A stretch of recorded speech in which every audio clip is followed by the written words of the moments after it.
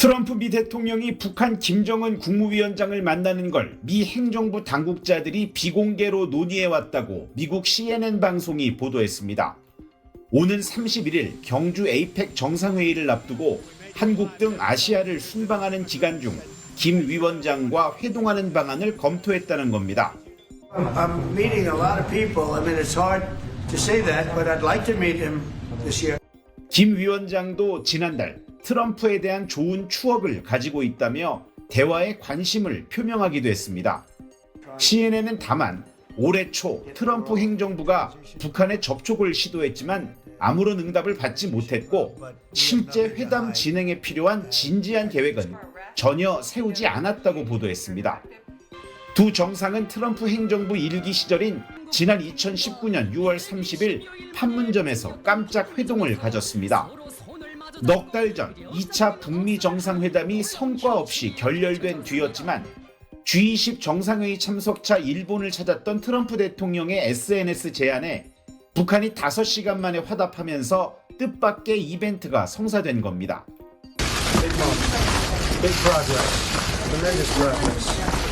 다만 친서 교환 등 접촉이 계속됐던 당시와는 현재 상황이 다르다는 지적도 있습니다. 이미 핵미사일 능력을 고도화하고 러시아, 중국과 외교를 강화한 북한이 회담을 서두를 이유가 없다는 분석도 나옵니다.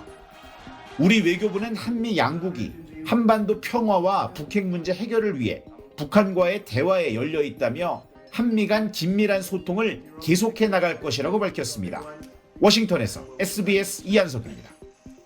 완전히 부정할 수는 없는 것이죠. 네, 자 트럼프 대통령과 김정은 위원장 최근에 서로에 대해서 좋은 말을 주고받고 있는 것은 사실입니다.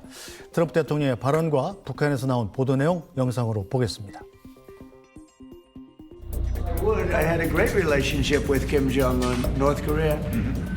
If I wasn't elected, if Hillary got in, you would have had a nuclear war with North Korea. He expected it. And they said, oh, thousands of people. No, millions of people would have been killed. But I got in.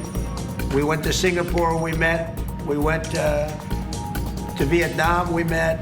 We got along really good. We had a very good relationship, and we still do.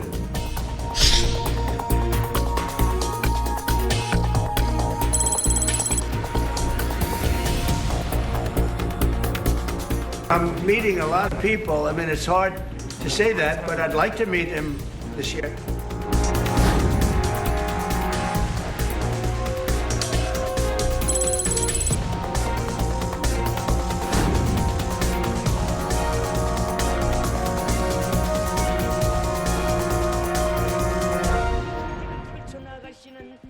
네, 자 과연 북미 정상회담이 열릴 것인가? 혹시 트럼프 대통령은 노벨 평화상을 받기를 원하기 때문에 깜짝 쇼를 벌일 가능성이 높다. 이런 분들도 있고요. 자, 만약에 열린다면 오늘 10월 말에 에이펙 정상회담이 경주에서 열리지 않습니까? 그게 언제 열리게 될 가능성이 높다. 이렇게 분석들을 하죠. 사실은 이제 에이펙은 이러므로 관심의 대상이죠. 이제 네. 시진핑이 올 것이냐. 네. 그래서 이제 시진핑과 트럼프의 만남이 이루어질 것이냐. 근데 이제 여기에 김정은까지 나타난다. 사실은 어떻게 보면 그림이 굉장히 복잡해질 가능성이 높죠. 그래서 사실 중국 입장에서는 아마 원하지 않을 가능성이 있고요. 반면에 트럼프 입장에서는 뭐 이런 깜짝 쇼 자체가 어떻게 보면 자신의 집권에 굉장히 중요한 기반이기 때문에 네. 추구할 가능성은 충분히 있다고 보여집니다. 결국은 이제 그렇게 되기 위해서는 자 어쨌거나 우리 정부의 협조가 필요할 것이고요. 물론 이제 뭐 미국과의 어떤 물밑 접촉 이런 것들이 있을 수 있겠습니다만은 이러한 과정에서 우리 정부도 일부 역할을 할 수밖에 없게 되겠죠. 네. 어쨌든 지난번 이 판문점 번개 만남 같은 깜짝 회동을 예상하시는 분들도 있던데 만약에 그런 것이라도 이루어지려면 양측에 뭔가 선결되는 조건이 있지 않겠습니까? 물론이죠. 일단은 뭐 몇 가지 조건들을 내세울 겁니다. 물론 대화 자체가 아니라 잠깐의 만남이면은 뭐 커다란 조건들이 많이 안 나올 수 있을지 모르겠습니다만 지금 북한이 지속적으로 얘기하는 거는 미국 측이 뭔가 성의를 보여라. 네. 즉 소위 미국의 그 북한에 대한 대결 정책 이거를 내려놔라. 즉 뭐 하다못해 어떤 뭐 대북 제재에 관해서 의미 있는 어떤 그 제재의 뭐 일부 해제, 중지 뭐 이런 것들 같은 것들을 요구할 수도 있고요.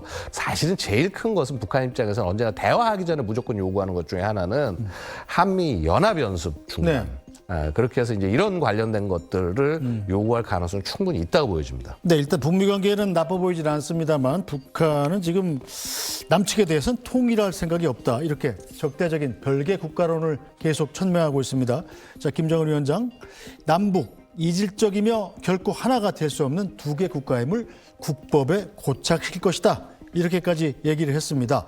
자, 그런데 지금 북한도 남측 정부가 어떤 정부가 들어서느냐에 따라서 좀 자세가 좀 바뀌어야 되는 것 아니에요? 지난 전임 윤석열 정부 같은 경우는 보수 정부이기 때문에 더욱더 적대적이었다면 지금 이재명 정부는 약간 진보 정부로서 북한으로서는 좀 유화적인 자세를 취할 수도 있는 것 아닌가 이런 생각도 드는데 왜 계속 이러는 건가요? 자, 이걸 이해하시려면요. 북한의 적대적 두 국가 관계론에서 뭘 얘기했는지부터 먼저 다시 보셔야 될 필요가 있어요. 2023년 말에 이제 이걸 얘기하면서 하는 것이 자, 결국 보수든 진보든 간에 소위 공화국, 이 북한에 대한 대결 그 자세는 변함이 없다. 뭐 아무리 우리한테 좋은 얘기를 하고 뭐 이렇게 대화 제의를 하고 유화적인 자세를 보인다고 하더라도 네. 결국 너희의 속내는 결국 우리가 무너지는 것이 아니냐. 그래서 결국은 그러한 속내를 너희들이 갖고 있기 때문에 우리는 너희와 대화할 수 없다. 이거는 뭐 민주든 뭐 보수든 뭐 전혀 상관없다. 이 얘기를 한 것이고요. 사실은 그러한 그런 어떤 부정적 입장, 소위 이제 그 진보 세력에 대한 부정적 입장을 보여준 것이 지난 그 남북 공동연락사무소 폭파가 어떻게 보면 가장 그런 거를 보여주는 모습이라고 볼 수가 있습니다. 네. 전반적으로 남한은 믿지 않겠다라고 하는 것이 북한의 입장인 거죠. 자, 그런데 이재명 대통령 최근에 한미 정상회담에서 당신이 피스메이커를 하세요. 트럼프 대통령한테 우리는 페이스메이커를 할게요. 그러니까 운전대 당신 보고 잡아라 이렇게 제안을 한 셈이나 마찬가지예요. 자, 그렇다면 한반도 문제인데 한국은 빠지고 북미 간의 이 대화를 그냥 마냥 지켜보기만 하는 그런 모습은 바람직한 겁니까? 글쎄요. 지금 사실 저는 이 단계가 좀 굉장히 좀 힘든 모습이라 보여지는데 북한이 두 국가 관계론을 얘기하면서 한국과의 단절을 강조하고 있지 않습니까? 이런 상황에서 미국에게 모든 대화를 다 맡겨놓고 있는다.